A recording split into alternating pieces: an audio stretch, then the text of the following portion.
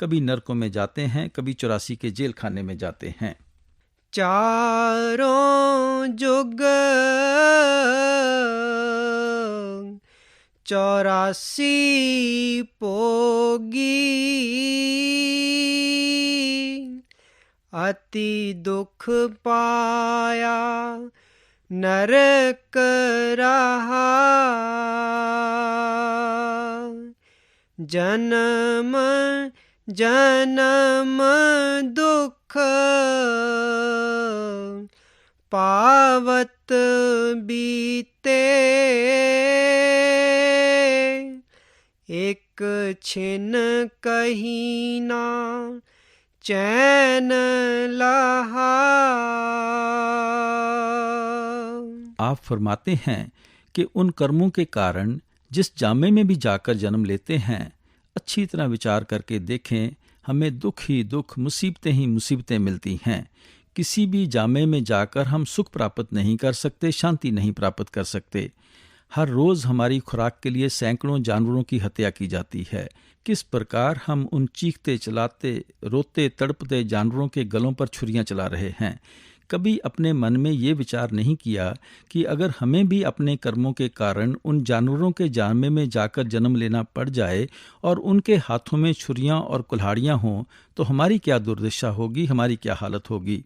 आप देखें, जब एक डॉक्टर छोटी सी सुई टीका लगाने के लिए गर्म करता है तो हमारी इतनी बड़ी देह थर थर कांपना शुरू कर देती है, लेकिन उन गरीब असहायों की गर्दनों पर दिन रात छुरियां चलाने में लगे हुए हैं। निचले जामों की हालत तो क्या बयान करना है।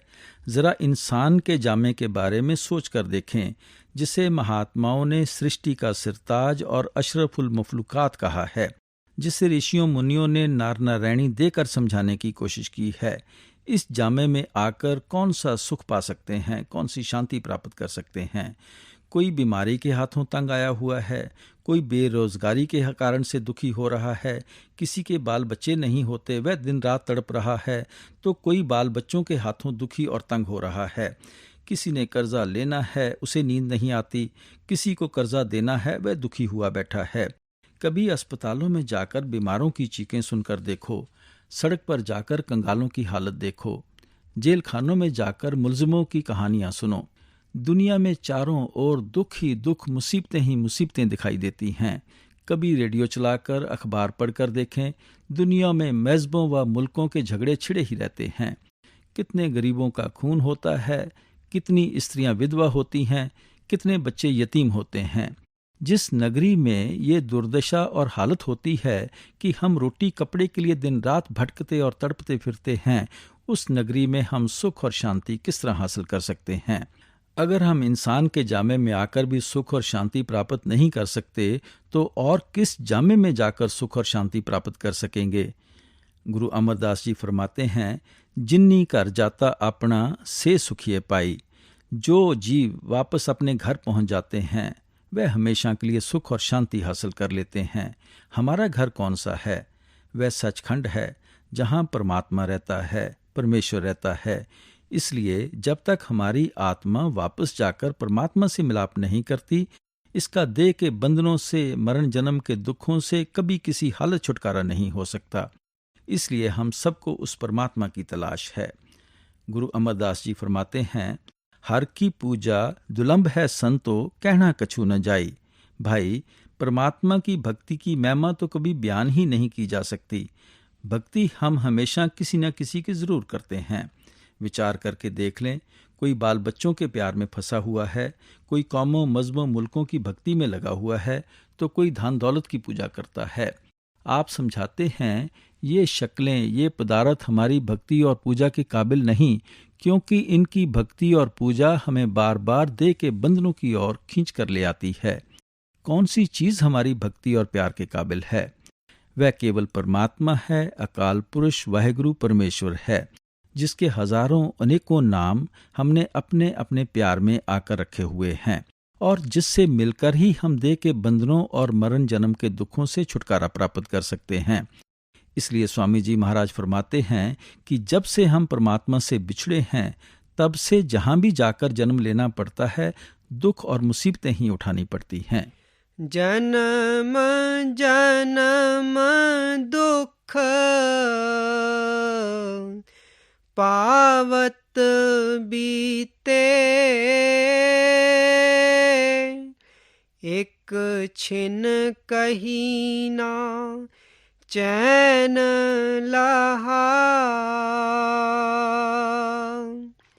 पाप पुण्य बस विपता पोगी,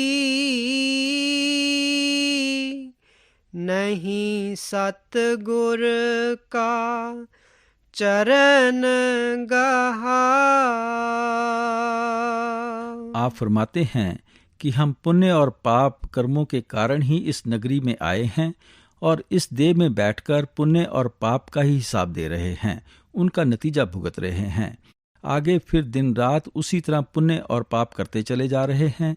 ये भूल जाते हैं कि इसी तरह पुण्य और पाप का नतीजा भुगतने के लिए बार बार 84 के जेल खाने में आना पड़ेगा। गुरु अर्जन साहब फरमाते हैं, हरख सोक का नगर एक किया, से उबरे जो सतगुर शरणैया। जो कुछ भी आप देख रहे हो, ये सारी दुनिया ही सुख और दुख की नगरी है। आपको यहाँ कोई इंसान ऐसा नहीं मिलेगा जिसे दुख ही दुख भुगतने पड़े हों और कभी सुख का सांस ना आया हो, या जिसे सुख ही सुख मिले हों, कभी दुखों का सामना ना करना पड़ा हो। अगर 10 दिन दुख के बीत जाते हैं, थोड़े बहुत सुख की सांस भी आ जाते हैं। ये जितने भी हमारे दुख हैं, ये हमारे पापों के कारण हैं। जितने भी हमारे सुख हैं, ये हमारे पुण्यों के कारण हैं। हमें इस देह में बैठकर उन पुण्यों का भी हिसाब देना है, उन पापों का भी हिसाब देना है। किसी के पुण्य ज्यादा हैं, वह हमें ज्यादा सुखी दिखाई देता है, कम दुखी दिखाई देता है। किसी के पापों का बोझ अधिक है, पुण्य कम है, वह हमें ज्यादा दुखी और कम सुखी नजर आता है। लेकिन दुख और सुख तो जब तक देह में बैठे हैं, हम सबको भुगतने ही पड़ते हैं। अगर हमारे सिर्फ पुण्य होते, हम स्वर्गों में बैठे होते। अगर सिर्फ हमारे पाप होते, हम नरकों में तपते होते। पाप और पुण्य इकट्ठे होते हैं, तब हमें इंसान का जामा मिलता है। इसलिए स्वामी जी महाराज फरमाते हैं कि ना तुम पुण्य के कारण देह के बंधनों से बच सकते हो, ना पापों के कारण मरण जन्म के दुखों से छुटकारा हासिल कर सकते हो।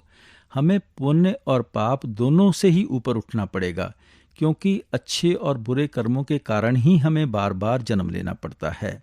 अगर नेक कर्म करते हैं तो राजा महाराजा बनकर आ जाते हैं, कौमों मजहबों मुल्कों की हुकूमत हासिल करके आ जाते हैं, लोहे की जंजीरें उतर जाती हैं, सोने की बेड़ियां चढ़ जाती हैं, सी क्लास से बचकर ए क्लास प्राप्त कर लेते हैं, ज्यादा से ज्यादा स्वर्गों बैकुंठों में पहुंच जाते हैं। वह भी भोग योनियां हैं, निश्चित समय और अवधि के लिए हैं।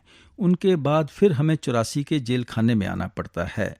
अगर हम पाप करते हैं तो फिर तो नरक और 84 हमारे लिए तैयार ही रहती है।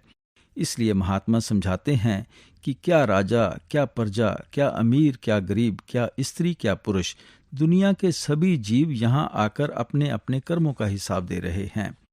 इसलिए जब तक हमारे अच्छे और बुरे कर्मों का सिलसिला ही खत्म नहीं हो जाता, तब तक हमारी आत्मा कभी निर्मल और पवित्र नहीं हो सकती, वापस जाकर परमात्मा के साथ मिलाप करने के काबिल नहीं बन सकती।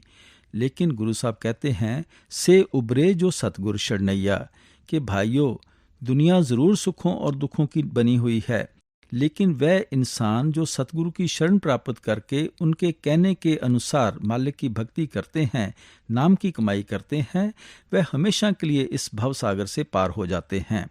उनका मरण जन्म के दुखों से हमेशा के लिए छुटकारा हो जाता है।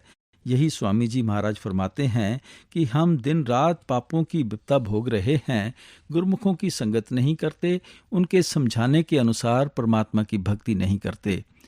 गुरु अमरदास जी समझाते हैं, सतगुर न सेवे मूर्ख अंध गवारा, फिर ओए कित्थों पायन मुख द्वारा।